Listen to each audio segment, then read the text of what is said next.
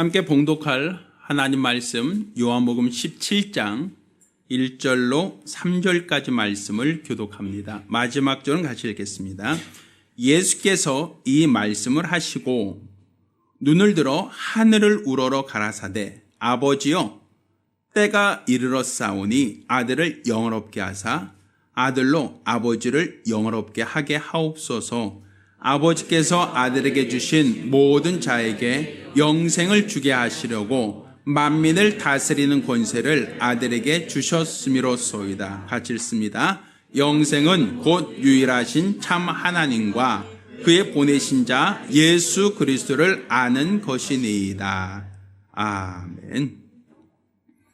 오늘은 유일하신 참 하나님이라는 제목으로 하나님 말씀을 함께 나누고 있습니다. 저희가 금년도표를 내용나 하나님을 알자라는 슬로건을 가지고 함께 1년간 말씀을 전하고 있습니다.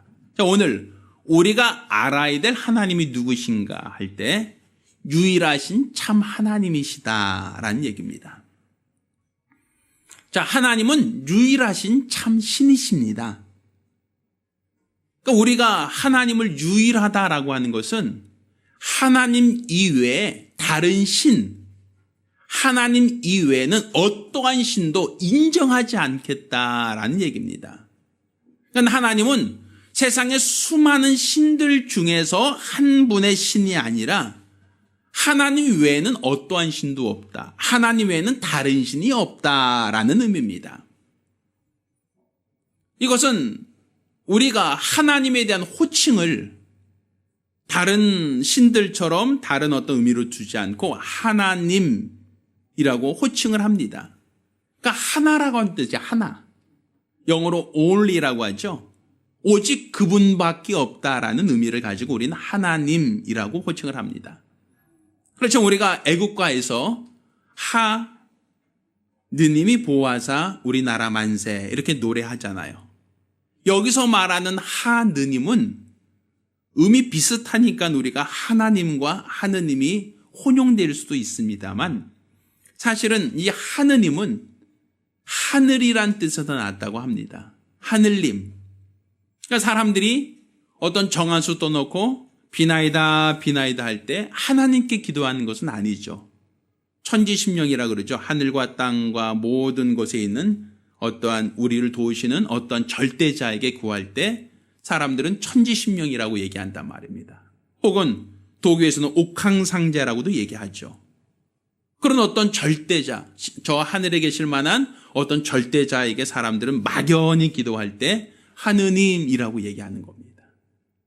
그것은 사람들이 생각하는 어떠한 절대자에게 소원을 빌 때 하는 그러한 대상이고 우리는 그렇게 막연한 대상이 아니라 유일한 대상에게 우리는 기도하는 것이고 우리의 믿음을 갖고 있는 겁니다. 그래서 우린 그분을 하나님이라고 표현한단 말입니다.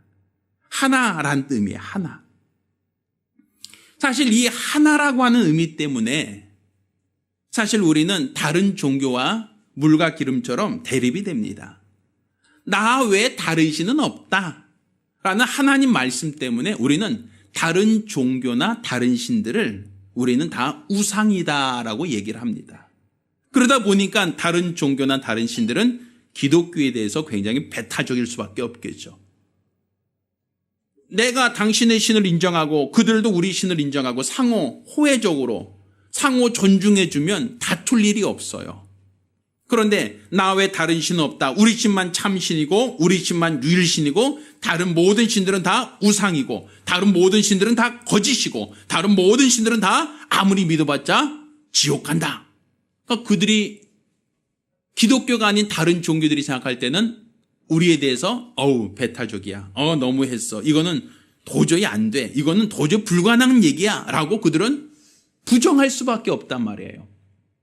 제가 군 생활할 때 제 바로 아래 기수에 있는 그 상병 그 이름이 김씨로 시작하는데 그 김상병이 저한테 했던 얘기 그래요. 제가 신학교 나오고 신학교 졸업하고 어떤 군 생활한다는 걸 알고 있어요.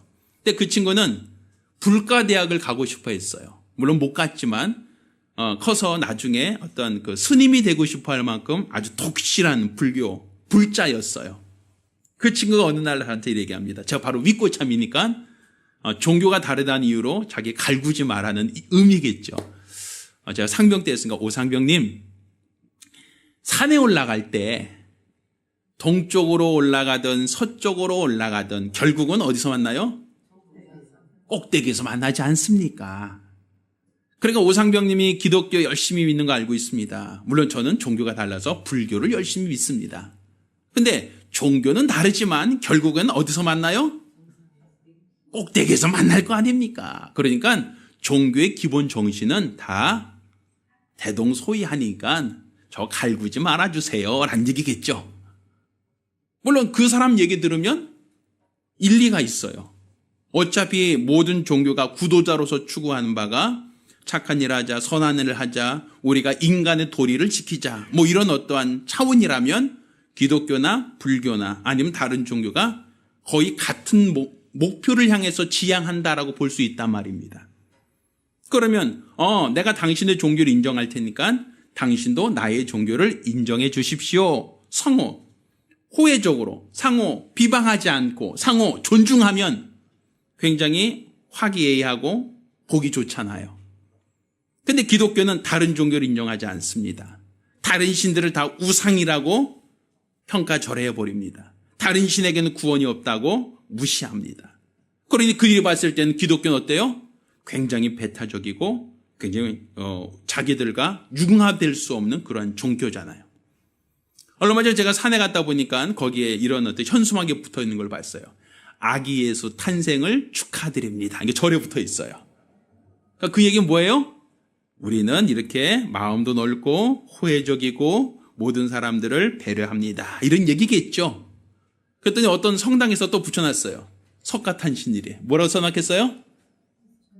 예, 석가탄신일을 축하드립니다. 이런 현수막을 붙여놨어요. 그 얘기는 결과적으로 당신들이 우리를 존중한 것처럼 우리도 당신을 배려하겠습니다. 존중하겠습니다. 우리 서로 손 마주 잡읍시다. 싸우지 맙시다. 이런 얘기잖아요. 그럼 세상 사람들이 볼 때는 그 모습이 어때요? 보기에 좋죠. 서로 친하게 지내겠다는데, 서로 싸우지 않고 저 잘 지내겠다는데 그게 보기 좋잖아요. 근데 유독 우리 기독교만, 유독 우리 개신교만 나 외 다른 신은 없다. 하나님만 유일하시다. 다른 모든 종교는 다 뭐다? 우상이다. 다 배척해버리니까 사람들이 봤을 때는 기독교를 좋게 볼 리가 없죠. 저 너무 이렇게 지들끼리만, 자기만 옳다, 자기만 다 옳고, 자기만 다 맞고, 다른 모든 것을 다 부정하니까 사람들이 기독교를 혐오할 수밖에 없는 그런 이유가 됩니다.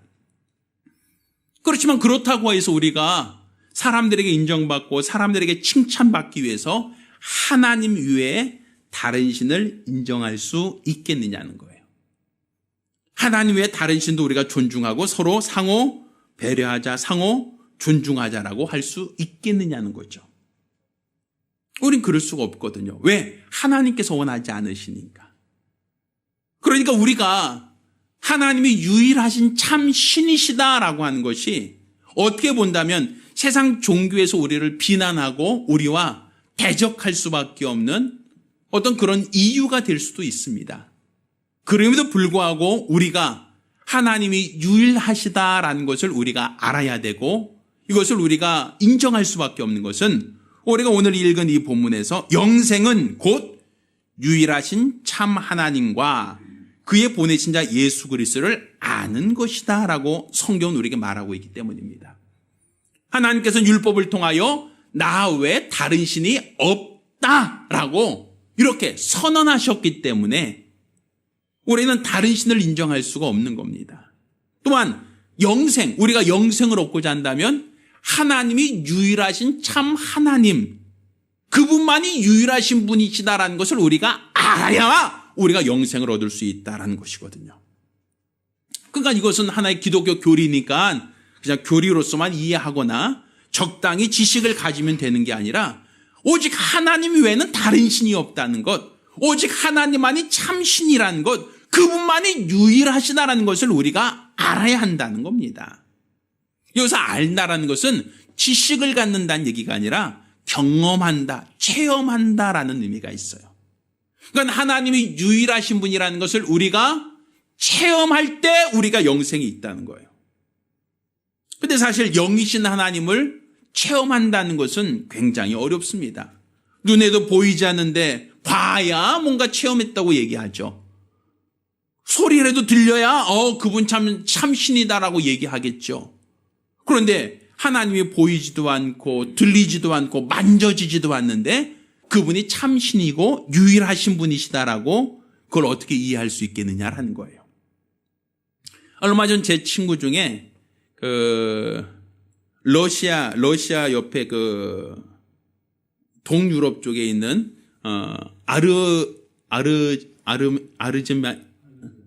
아르제니아인가? 하여튼 그 나라에서 선교하고 있는 친구가 이제 안식년을 맞아서 한국에 1년간 쉬러 나온 친구가 있어요.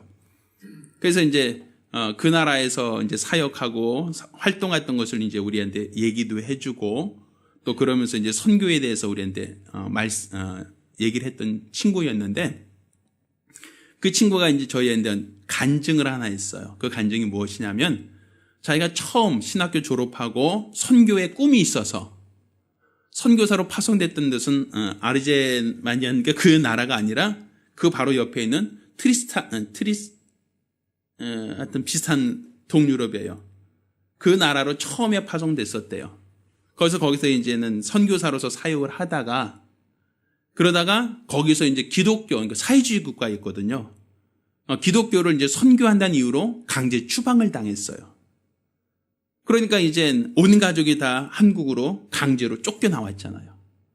근데 아이들은 거의 물론 한국에서 태어났지만 아주 어릴 때부터 그 나라에서 자라왔으니까 그 나라 말에 익숙하지 한국어는 익숙하지 않거든요. 근데 한국에 나왔으니까 한국에서 학교를 보냈는데 애들이 학교에 적응을 못하는 거예요. 왜 한국말도 서투르고 또 한국 문화에도 서투르고 또 과목도 이상하고 그러니까 아이들이 학교 적응 못하는 거죠. 그러니까 학교 다니니까 너무 아프고 힘드니까 아이들이 중에 이제 둘째 딸이 아빠 하나님은 없는가 봐. 하나님이 살아계시지 않는 것 같아. 왜 하나님이 만약에 살아계시다면 아빠처럼 이렇게 선교 열심히 하는데 왜 그 나라에서 쫓겨나서 이렇게 우리한테 힘들게 그 나라에 추방당할 수밖에 없어? 아마 하나님은 없는 것 같아. 나 그런 하나님 안 믿을 거야. 딸이 그렇게 얘기하더래요. 왜 학교 다니는 게 너무 힘들고 적응을 못하니까 아마 아빠한테 그렇게 불평을 했나 봐요.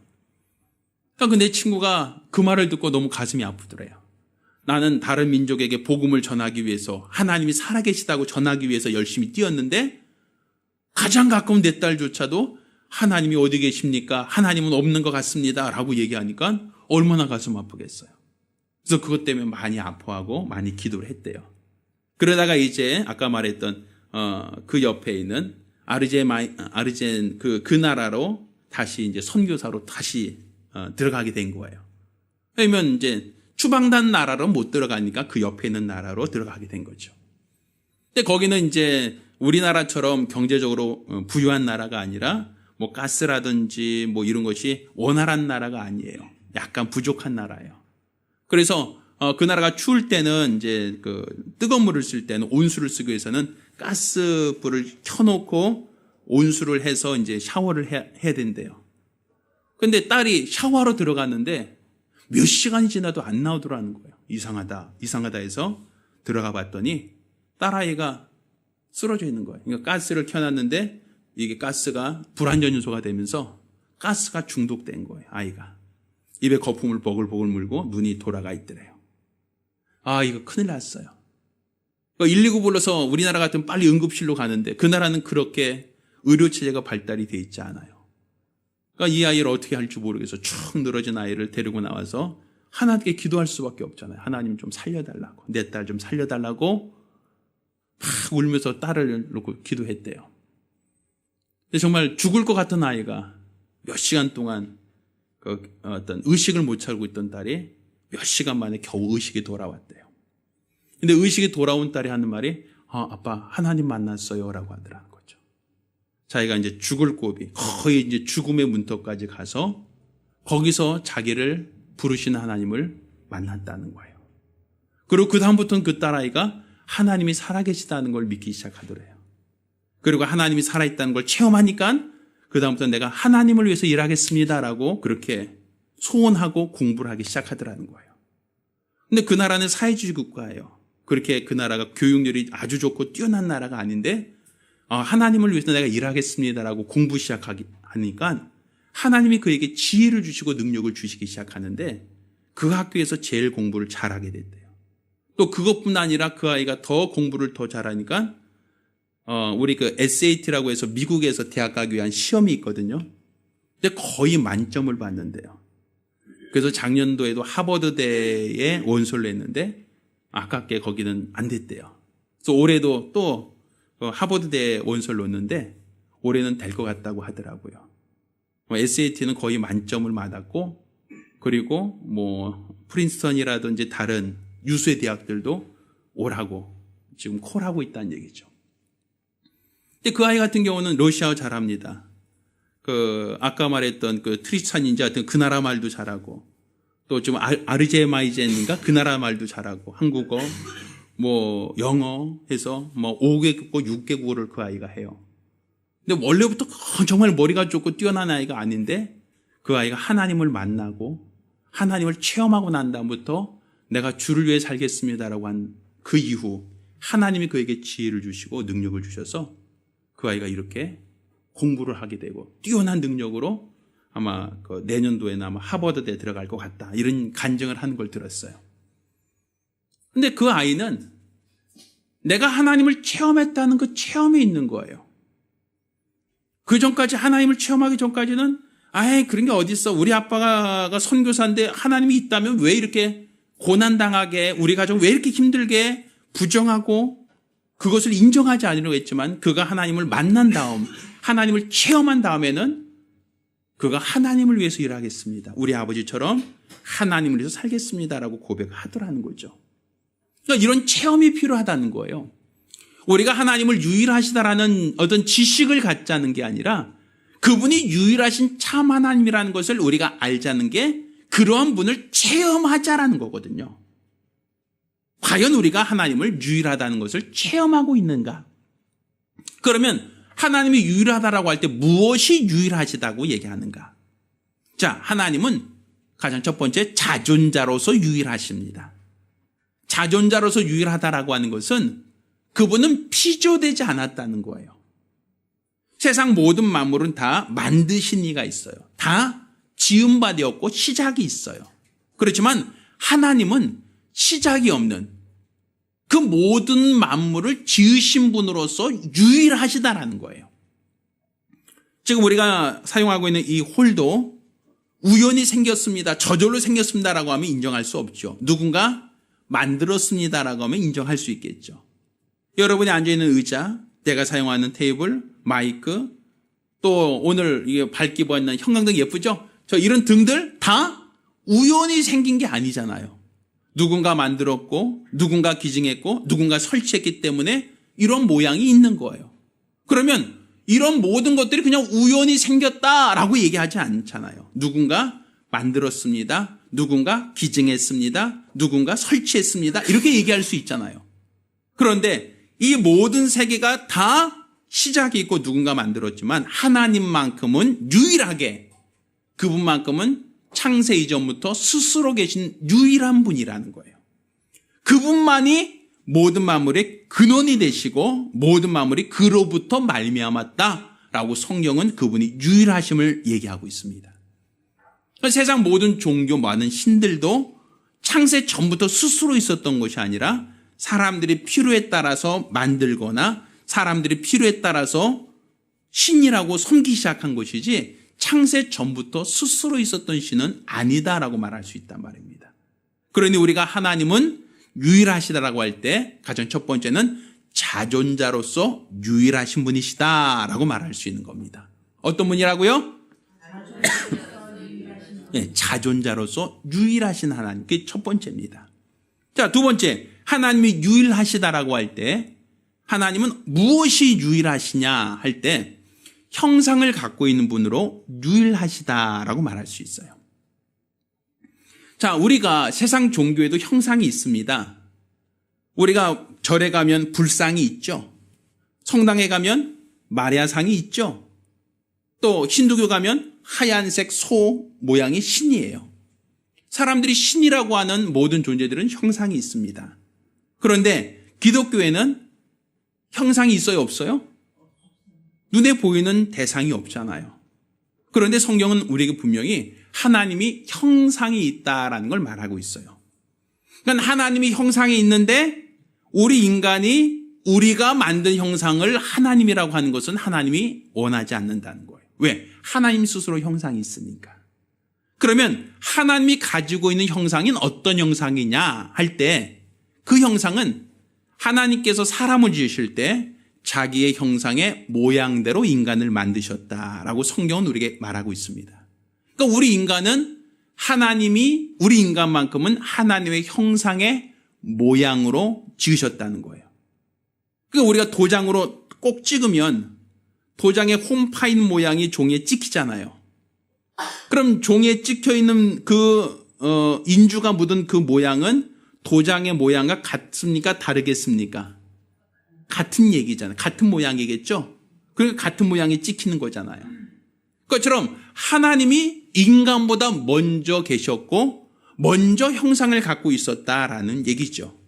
근데 그 형상은 우리 인간들이 어떤 형상인지 몰랐는데 우리 인간들이 만들어질 때 하나님의 형상의 모양으로 지은 바 되었다라고 하니까 우리들은 하나님의 형상을 가지고 있는 분이 그분이 우리 인간을 그 형상의 모양대로 지으셨다라고 얘기한단 말이에요. 그러면 하나님의 형상이 진짜 우리 인간과 동일한 모양이었는가라고 보려면 2000년 전에 예수께서 이 땅에 오실 때 그분이 우리와 유사한 모양, 우리와 똑같은 사람의 모양으로 이 땅에 오셨단 말이에요. 만약 인간이 진화됐다. 과학자들이 말하는 것처럼 원숭이에서 혹은 오랑우탄에서 인간으로 진화되었다라고 한다면 그러면 하나님이 처음 만드셨을 때 인간이 오랑우탄 모양이었다. 혹은 하나님의 형상 내의 모양대로 지었다고 했으니까 원래 하나님의 형상이 그렇다면 어떤 모양이 돼야 되겠죠? 오랑우탄이 돼야겠죠. 그런데 2000년에 예수께서 오셨을 때 오랑우탄이 태어났다 이런 얘기는 없잖아요.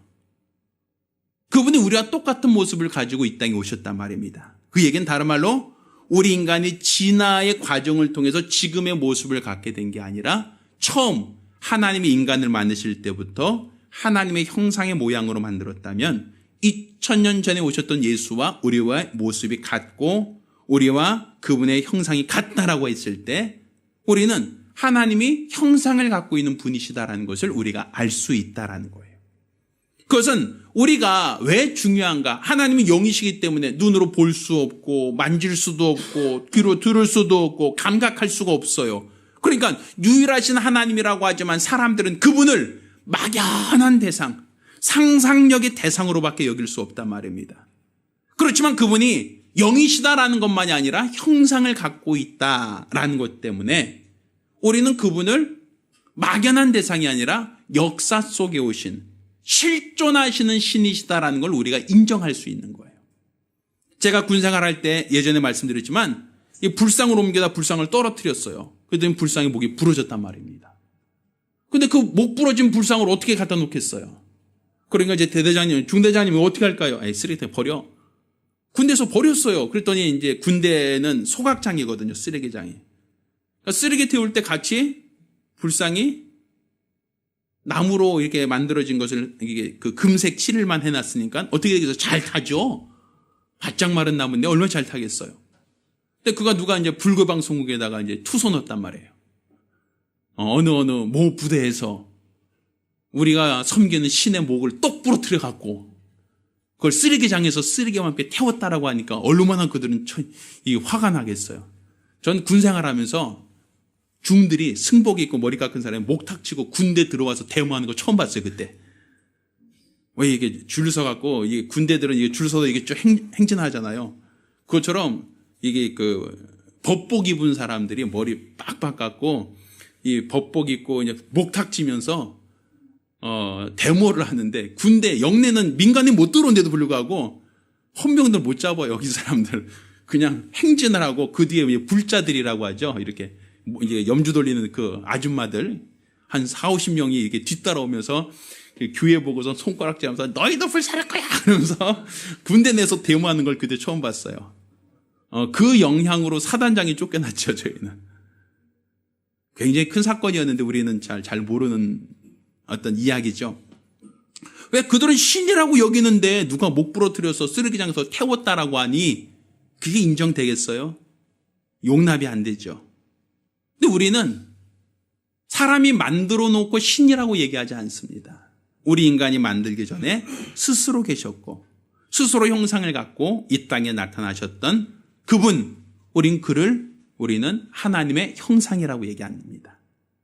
그러니 하나님이 그 형상을 임의로 만들지 말라는 거예요. 왜? 하나님은 고유한 형상이 있으니까 너희가 돌이나 나무를 조각해서 만든 것은 너희의 신이 될 수가 없다라는 것이었어요. 그래서 우상을 만들지 마라. 이게 바로 하나님이 십계명에서 우리에게 주신 법이기도 합니다.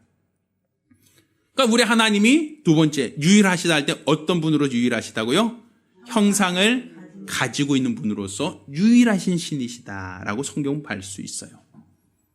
또 세 번째 우리가 하나님이 유일하시다라고 할 때 뭐가 유일하신가? 오늘 우리가 읽은 본문에서 영생은 곧 유일하신 참 하나님과 보내신 자 예수를 아는 것이다라고 했어요.